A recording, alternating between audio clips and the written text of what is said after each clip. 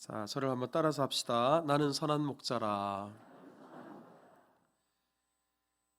하나님이 어떤 분이신가, 이것을 알려고 신학 책을 펼쳐서 읽어보면 그 안에는 하나님의 공유적 속성, 비공유적 속성, 도덕적 속성, 인격적 속성, 도무지 이해할 수 없는 어려운 말들이 쭉 나열되어 있습니다. 그러다 보니까 왠지 어려워요. 거리감마저 듭니다. 그래서 성경에서는 이렇게 어려운 말 대신에 하나님은 무엇과 같은 분이다, 우리가 쉽게 이해할 수 있고 늘 가까이에서 접하는 그런 것들을 가지고 비유적으로 하나님을 소개하는 그런 말씀이 참 많습니다. 구약 성경의 그 대표적인 구절이 시편 18편 2절인데요. 자, 보세요. 여호와는 나의 반석이시다. 이 말은 하나님은 반석 같은 분이다, 이 말이에요. 자, 하나님은 나의 요새와 같은 분이다. 내가 피할 바위와 같은 분이다. 방패와 같은 분이다. 구원의 뿔과 같은 분이다. 산성과 같은 분이다. 그럼 어때요? 든든하죠? 하나님은 이렇게 든든하신 분이구나. 이 말씀을 통해서 우리가 하나님을 이해하게 됩니다. 신약 성경에도 예수님을 어떻게 소개하나, 우리 예수님을 신학적으로 어려운 말로 소개하지 않고요. 우리가 지금 주일 오전 예배 시간에 예수님 스스로를 어떻게 소개하셨는지 이 말씀을 나누고 있잖아요. 앞서도 보시면 나는 떡이다, 나는 빛이다, 그리고 나는 문이다. 오늘 본문에는 나는 선한 목자다. 떡 모르는 사람 없잖아요. 빛을 모르는 사람 없잖아요. 목자를 모르는 사람 없잖아요. 이렇게 성경은 우리가 볼 수도 없고 가까이 갈 수도 없는 하나님을 친근하게 쉽게 이해할 수 있도록 돕고요. 그리고 또한 예수님 또한 우리가 친근하게 이해할 수 있도록 이런 비유적으로 표현을 합니다. 자, 그런데 성경 속에 이렇게 많은 하나님을 소개하는 비유들, 이 중에서도 성도들이 가장 좋아하고 또 성도들이 친근하게 느끼는 그런 비유가 있는데, 그게 바로 뭐냐면 구약과 신약이 똑같아요. 자, 구약 성경에서는 하나님을 소개하는 이 비유 중에 어떤 비유를 가장 좋아하냐 그러면 시편 23편입니다. 자, 한번 따라서 해보세요. 여호와는 나의 목자시니. 여러분 어떻습니까? 하나님은 나의 목자와 같은 분이시다. 너무 쉽죠? 네, 여러분 이 목자는 구약 성경만 그런 게 아니고요. 신약 성경도 마찬가지예요. 오늘 본문에 예수님께서 나는 선한 목자다. 나는 선한 목자다. 바로 이 목자라는 이미지. 그런데요, 하나님을 또 예수님을 소개하는 많은 비유 중에서 이 목자라는 이 비유가 특별히 우리가 더 좋아하고 더 친근하게 느끼는 이유 중에 하나는 이게 바로 인격적인 그런 비유기 때문에 그렇습니다. 여러분 사실 다른 비유들은 다 인격적이질 않아요. 여러분 인격적이라는 게 뭐예요? 소통이 가능한 거예요. 교제가 가능하고 대화가 가능하고 공감이 가능해요. 상호작용이 가능해요. 하지만 다른 소개들은 인격적이지 못합니다. 가령 예를 들어 우리 앞서 시편 18편에 반석이다, 바위와 소통이 될 수 있어요? 방패다, 든든하지만 방패가 상호작용이 가능하지 않잖아요. 하지만 목자는 인격체예요. 그래서 우리 성도들이 여호와는 나의 목자시다, 그리고 나는 선한 목자다, 이 말씀을 특별히 더 친근감을 느끼고 더 가깝게 느껴지고 더 좋아하는 말씀이 아닐까 이렇게 생각을 합니다. 자, 오늘은 제가 여러분들과 함께 이렇게 우리 예수님을 소개하는 많은 비유들 중에서 성도들이 특히 친근하게 여기고 또 쉽게 이해하는 나는 선한 목자다, 이 말씀을 여러분들과 함께 나누려고 합니다. 자, 그런데 예수님은 나의 선한 목자다, 이 말씀을 우리가 제대로 이해하기 위해서는 먼저 분명히 알아야 할 것이 하나가 있습니다. 자, 예수님이 목자시라면 양이 누구란 말인가? 누가 양이라는 말인가? 자, 제가 여러분들에게 여쭙겠습니다. 예수님은 목자십니다. 양이 누굽니까? 우물쭈물하지 마시고 쑥스러워하지 마시고 다시, 예수님이 목자면 양이 누굽니까? 예, 나예요. 그리고 우리 저 성도님들 중에 어린아이와 같은 마음으로 이렇게 손을 가슴을 나예요. 하나님께서 그 순전한 마음을 받으신 줄 믿습니다. 예수님이 나의 목자라면 우리는 바로 양입니다. 이걸 먼저 고백해야 되고 인정해야 됩니다. 우리 찬송 중에도 주는 나를 기르시는 목자요. 그 다음 뭐예요? 나는 주님의 귀한 어린 양. 예수님이 목자면 우리는 양입니다. 그런데요, 실제로 양이라는 동물은 나와 참 많이 닮았어요. 우리와 참 많이 닮았습니다.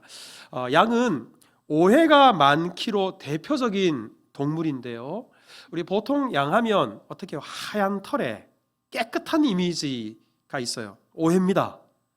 양은 절대로 깨끗한 동물이 아니에요. 또 양은 울음소리가 이러지 않잖아요. 네, 이거 얼마나 순하게 느껴집니까? 체형도 동글동글하고요, 털도 북슬북슬 포근해서 대단히 그 성품도 온순할 거다, 순할 거다라고 생각을 합니다만 이 역시 오해입니다. 그리고 목자가 보통 수백 마리의 양을 기르다 보니까 양이 참 말을 잘 듣는 고분고분한 순전적인 동물이다, 이렇게 생각하는데 이 역시 오해입니다. 실제로는 그렇지 않아요. 무엇보다 양은 대단히 더럽습니다. 여러분, 양을 가까이에서 보신 적이 있으신지 모르겠습니다만 정말 이 털이 다 엉켜 있고요, 이 양이 애완 반려동물들처럼 목욕을 자주 시켜주는 게 아니잖아요. 그냥 산에 풀에 뒹굴다 보니까 얼마나 더러운지 몰라요. 예전에는, 지금처럼 양털을 가공하는 기술이 제대로 발달하지 않았던 때에는 양털을 깎아다가 물속에 몇 달을 담궈놨다 그래요. 그러면서 그냥 오며 가며 늘 치댔대요. 워낙 더러우니까. 요즘에는 이 양털을 어떻게 세척하는가 제가 좀 찾아봤더니만 1차적으로 황산을 묽게 만들어서 그 세척을 한대요. 황산 뭔지 아시죠? 아마 그 학교 다니실 때 염산, 황산, 우리 과학 실습실에서 실험실에서 아마 여러분들이 다 어떤 건지 다 녹여버려요. 다 태워버려요. 그 황산을 묽게 만들어서 세척을 하고요, 제진기라고 그 털에 끼어있는 온갖 오물들, 그런 것들을 또 털어내는, 거기다가 또 돌리고요, 알칼리 처리를 하고요, 또다시 세척하고요, 이걸 계속 반복해요. 그러니까 세척하는 과정도 복잡하고 시간도 대단히 많이 걸립니다. 왜 이렇게까지 해야 될까? 그만큼 양이 더럽기 때문에 그렇습니다. 그리고 양은 절대로 온순한 동물이 아닙니다. 여러분, 이 사진을 가만히 보면 그런 것 같지 않아요? 억지입니다만 제가 좀 고집 부리는 양 사진을 찾다가 도저히 못 찾아가지고, 근데 실제로 양을 치는 분들을 보면 뒷다리에 힘을 딱 주고 버티고 서면 그 고집이 말할 수 없어요. 그리고 간혹 외국에 가면 양떼들이 길을 가로질러서 건널 때가 있는데요, 건너다가 그냥 길에 주저앉아 있어요. 차가 뒤에서 경적을 울리고 또 엉덩이를 쳐도 끔찍도 하지 않아요. 얼마나 고집이 센지. 그리고 무엇보다도 양은 무능해요. 무능함의 대명사가 양입니다. 여러분, 그 세상에 있는 모든 생명체들은 아무리 작아도 자기 스스로 먹이 활동을 해요. 생존을 위해서. 그렇잖아요. 그런데 양은요, 목자의 도움 없이는 얼마나 무능한지 자기 스스로 먹이 활동을 못합니다. 무능함의 대명사인 겁니다. 자, 이 양이 어떤 짐승인지를 알면 알수록 어때요? 참 어쩌면 이렇게 나와 많이 닮았을까? 어쩌면 이렇게 우리와 많이 닮았을까? 우리가 하나님의 자녀라고 하면서도 깨끗하게 살지 못해요. 성결하게 살지 못해요. 그러면서 고집은 또 얼마나 센지, 말씀에 순종하는 게 아니라 언제나 자기 소견에 오른 대로, 자기 생각대로, 고집대로 살려고 합니다. 그리고 거기다가 얼마나 무능한지, 우리가 늘 고백하는 것처럼 하나님의 은혜 아니면 한순간도 살 수 없는 게 우리잖아요. 자, 저를 한번 따라서 합시다. 나는 양입니다. 다시요. 정말 양입니다. 여러분, 우리는 정말 양이에요. 근데 여러분, 감사한 것은 이렇게 양과 같은 우리에게 예수님께서는 목자의 모습으로 이 땅에 오셨습니다. 근데 여기서 중요한 포인트가 있습니다. 예수님이 목자로 이 땅에 오신 것만 해도 감사한 일인데, 예수님은 그냥 목자로 오신 것이 아니라 어떤 목자로 오셨어요?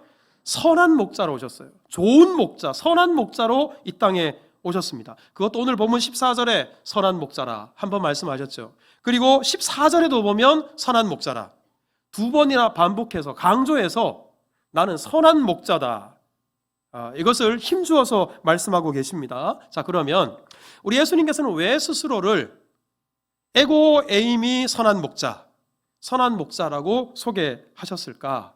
우리 이 말씀을 여러분과 함께 나눌 텐데, 우리 먼저 첫 번째로, 자, 저를 한번 따라서 하겠습니다. 사꾼이 아닙니다. 먼저 선한 목자라고 하신 첫 번째 이유는 사꾼이 아니기 때문에, 사꾼과 대비되는 말, 사꾼에 반대되는 의미로 예수님께서는 나는 선한 목자다, 그렇게 말씀을 하셨습니다. 자, 오늘 본문에 선한 목자라는 말이 두 군데 나오지만 동시에 두 번 나오는 단어가 또 있어요. 그게 바로 사꾼이라는 말입니다. 자, 여러분 오늘 본문 11절을 여러분 한번 보세요. 11절을 보면 나는 선한 목자라. 선한 목자는 양들을 위하여 목숨을 버리지만, 그 다음 이어지는 12절을 보세요. 사꾼은 목자가 아니다. 어때요 여러분? 선한 목자의 반대말이 사꾼인 거예요. 그래서 사꾼과 반대되는 의미로 쓴 거예요. 자, 13절에도 보면 이리가 오면 사꾼은 양을 돌보지 않고 도망치지만, 그러나 14절을 보세요. 나는 선한 목자라. 여러분 어때요? 바로 사꾼의 반대 의미, 대비되는 것으로 예수님께서 나는 선한 목자라. 즉 예수님께서 하시는 말씀은 나는 사꾼과는 달라. 바로 이런 의미를 나는 선한 목자라, 이 말씀에 담아서 우리 스스로를 선한 목자라고 말씀하신 겁니다. 근데 여기서 우리가 한 가지 아셔야 될 것은, 우리 사꾼이라는 말 자체가 나쁜 말은 아니에요. 여러분, 이 사꾼 목자들은 실제로 존재합니다. 여러분, 예수님 당시에 양을 키울 때 양을 한두 마리 아니면 10마리, 20마리 이 정도 키우는 것은 주인이 직접 양을 키우지만, 80마리가 넘어가고 100마리, 200마리, 300마리가 되면 주인이 그 양을 직접 키우는 경우는 거의 없다 그래요. 대부분 품삯을 주고 목자를 고용합니다. 양을 돌볼 사람을 구하는 거예요. 그래서 창세기 13장 7절에 보면 아브라함과 롯이 가축이 많아졌잖아요. 그러니까 어떻게 됐어요? 아브라함의 가축의 목자와 롯의 가축의 목자와 사꾼 목자들입니다. 그러니까 여러분, 이것 자체가 부정적인 의미, 나쁜 의미는 아니라는 말입니다. 하지만 사꾼이 나쁜 의미는 아닐지라도 사꾼과 선한 목자, 이 둘 사이에는 결정적인 차이가 있어요. 그게 뭔가? 선한 목자는 양을 내 양이라고 생각합니다. 양을 자기 양이라고 부릅니다. 반면에 사꾼은 양을 보면서 남의 양이라 그래요. 주인의 양이라 그래요. 여러분, 이건 엄청난 차이예요. 내 소유냐 아니면 남의 소유냐, 양을 대하는 자세가 달라지겠죠? 여러분, 오늘 우리가 11절을 읽었습니다만, 우리 요한복음 10장 3절을 보면 이렇게 말씀해요. 문지기는 그를 위하여 문을 열고 양은 그의 음성을 듣나니, 보세요, 그가 자기 양의 이름을 각각 불렀다.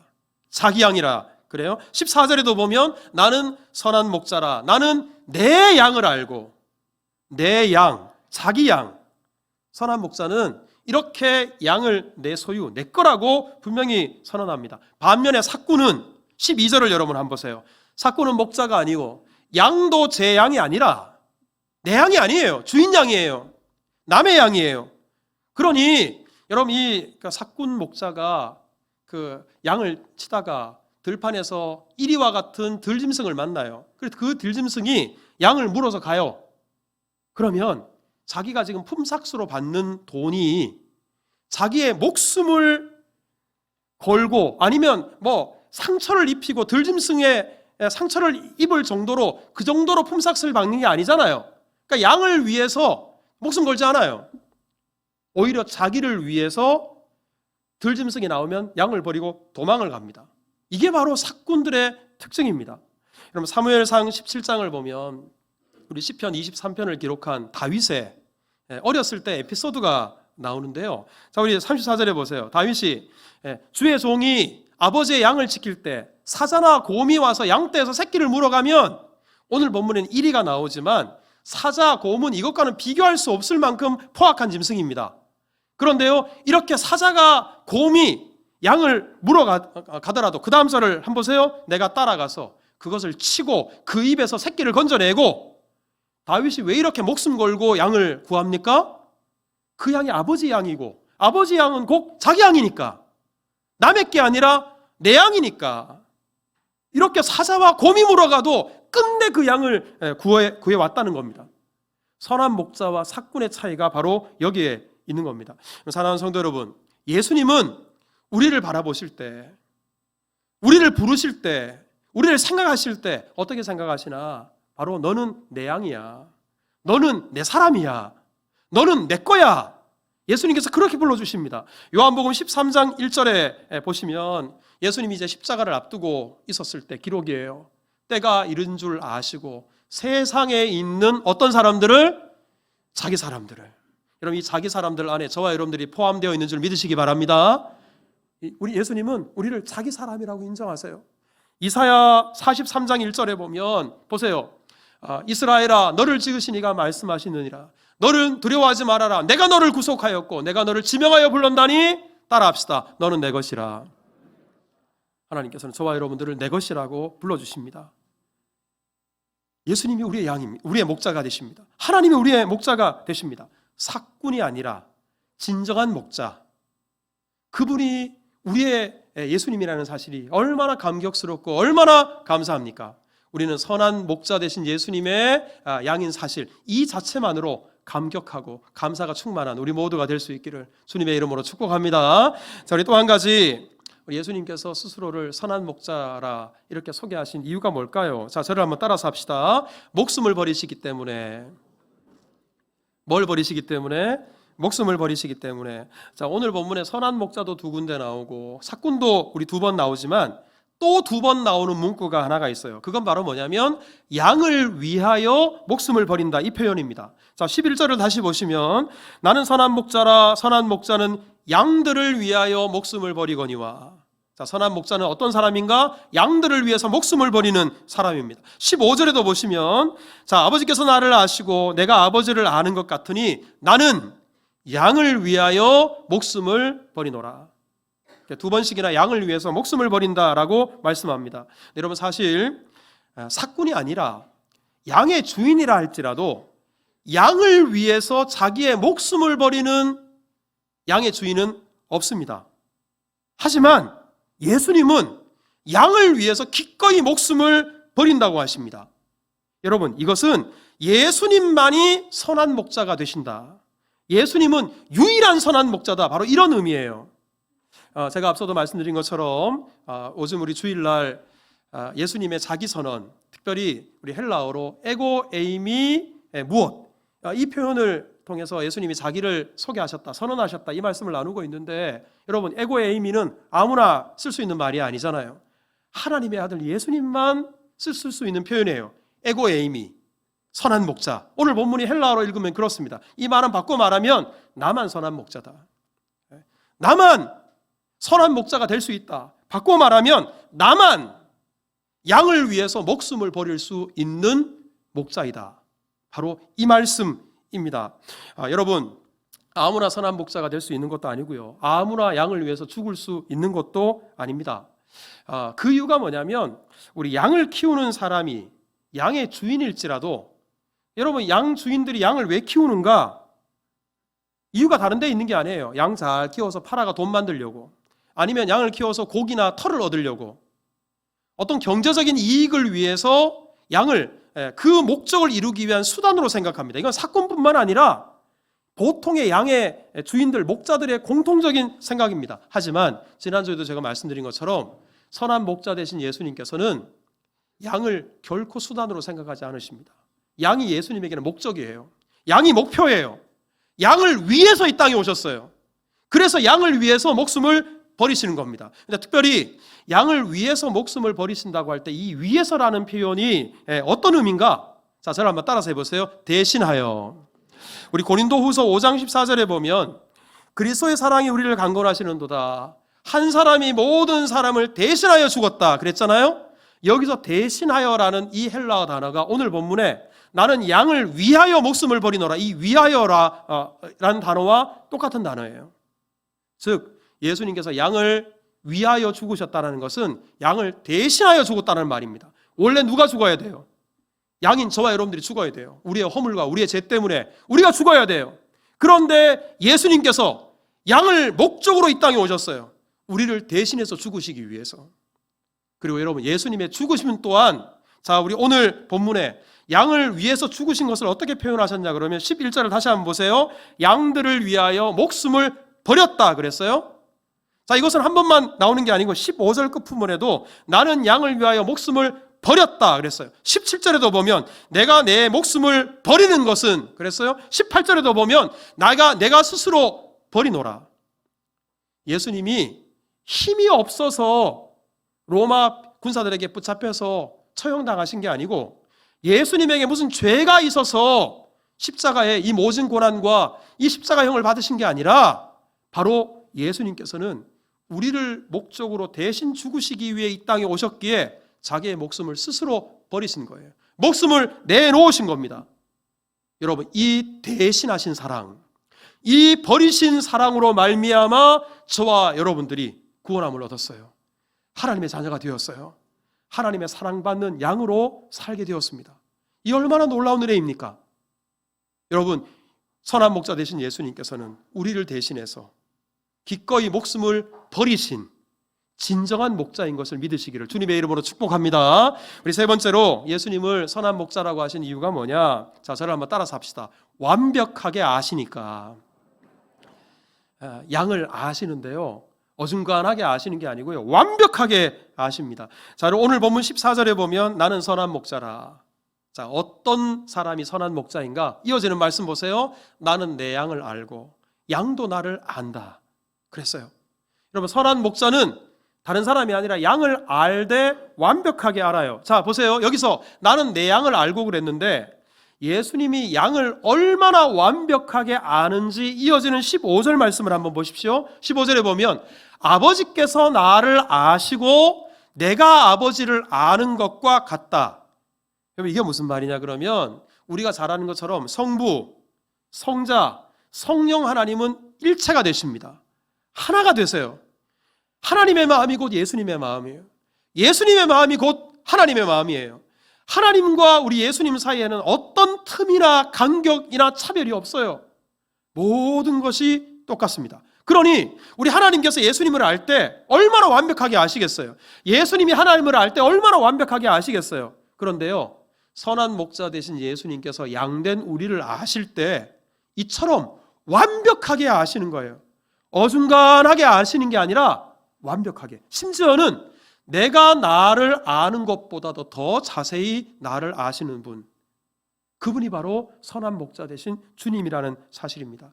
여러분, 오늘 본문 3절에 보면 우리 목자가 양을 어떻게 대하는가? 자, 보십시오. 그가 자기 양의 이름을 각각 불러 인도하여 내느니라. 양이 80마리에서 많게는 300마리가 돼요. 그 많은 양들 하나하나 어떻게 이름을 다 외웁니까? 하지만 선한 목자는 그 이름을 알고 하나하나 이름을 다 불러낸대요. 여러분, 이것은 대단히 놀랍습니다. 제가 지난주에 저보다 좀 연배가 많으신 분들에게 대단히 좀 송구스러운 말씀입니다만, 요새 제가 장로님들도 막상 눈앞에 갑자기 순간적으로 이름이 탁 생각이 안 날 때가 한 번씩 있어요. 그렇지 않았는데 요즘 들어서, 지난주에 우리 군인 휴가 나온 친구가 있었는데 이름이 형준이에요. 제가 오랜만에 만났는데 튀어나오는 말이 준영아 그랬어요. 얘가 얼마나 상처를 받았을까, 내가 얼마나 미안한지 모르는 게 아니라 그래서 한 번씩 깜빡깜빡하고 그래요. 여러분, 저는 사건 목자라 이렇게 이름을 제대로 잘 모르고, 그리고 알아도 제대로 알지 못하지만 우리 선한 목자 되신 주님께서는 우리를 아시되 완벽하게 아시고 우리 한 사람 한 사람의 이름을 정확하게 불러주십니다. 그럼 누가복음 19장 5절에 보면 예수님께서 삭개오를 만나는 장면이 나와요. 세리장 삭개오를 예수님이 처음 만나셨어요. 삭개오가 키가 작고 어떻게든 예수님, 그 소문으로만 듣던 예수님을 한번 보려고 나무 위에 올라갔어요. 그랬더니 처음 보는 삭개오를 향해 예수님 말씀하십니다. 삭개오야, 내려와라. 삭개오의 이름을 어떻게 아셨을까요? 예수님이 삭개오를 내 양으로, 내 소유로, 그리고 자기 사람으로 아셨기 때문에 정확하게 아시는 겁니다. 요한복음 1장 48절에 보면 빌립이 나다나엘이라는 친구를 예수님께 데리고 왔어요. 예수님은 나다나엘과 한 번도 만난 적이 없어요. 그런데도 예수님은 나다나엘을 너무나 정확하게 잘 알고 계시는 거예요. 나다나엘이 깜짝 놀랐어요. 예수님에게 말합니다. 나다나엘이 이르되 어떻게 나를 아시나이까? 네가 무화과 나무 아래에 있을 때 그때부터 내가 너를 주목했다. 내가 너를 관심 있게 지켜보고 있다. 나다나엘, 예수님의 양이니까 예수님이 정확하게 아시는 겁니다. 사랑하는 성도 여러분, 예수님은 우리를 사랑하시되 어중간하게 사랑하시는 것이 아니라 자기의 생명을 우리를 대신해서 버리시기까지 사랑하시기 때문에 예수님의 마음이 온통 나에게 와 있어요. 여러분들에게 가 있어요. 그러니 예수님은 나보다도 나를 더 잘 아십니다. 여러분, 주님은 죽기까지 나를 사랑하셨기에 누구보다 나를 더 잘 아시고요. 내 안에 내주하여 계시기 때문에 누구보다도 나를 잘 아시고요. 예수님의 온갖 관심과 초점이 나에게 맞춰져 있기 때문에 우리가 무엇 때문에 힘든지, 왜 슬픈지, 왜 우울한지, 왜 불안한지, 왜 자주 넘어지는지, 왜 한숨 짓고 있고 왜 절망 가운데 있는지 예수님께서는 다 알고 있습니다. 그리고 지금도 하나님 보좌 우편에서 우리의 이름을 불러가며 우리를 위해서 기도하고 계십니다. 때문에 오늘 예배 자리에 나오시면서 주위를 둘러봐도 아무도 내 마음 알아줄 리가 없는 것 같고 나만 혼자 동굴 속에 또는 외로운 섬 안에 갇혀 있는 것처럼 그런 쓸쓸함과 우울함과 외로움 가운데 있는 분들이 혹시 계십니까? 예수님이 여러분과 함께 하십니다. 예수님께서 우리의 선한 목자가 되십니다. 언제나 우리에게 가장 필요한 꼴이 무엇인지, 어떤 시냇물이 우리에게 필요한 것인지 아시고 우리 가운데 그 은혜를 주시되 풍성하게 넘치도록 주시는 분이 바로 우리의 선한 목자 되십니다. 이 선한 목자를 우리가 말씀을 통해서 만났다면 어떻게 해야 될까요? 우리 시작할 때 나는 주님의 양입니다 고백했잖아요. 양은 목자만 따라가야 돼요. 목자만 의지해야 돼요. 여러분, 양이라는 것이 치명적인 약점이 무능이잖아요. 근데 이 치명적인 약점이 강점이 될 수 있어요. 뭐예요? 목자에 한없이 의존적이라는 거예요. 그렇다면 우리 또한 우리의 연약함을 인정하고 목자 되신 주님만 바라보고 주님만 의지하고 주님만 따라갈 때 그 안에 생명이 있어요. 그 안에 만족이 있어요. 그 안에 기쁨이 있습니다. 우리 찬송가 310장을 여러분 다 좋아하시잖아요.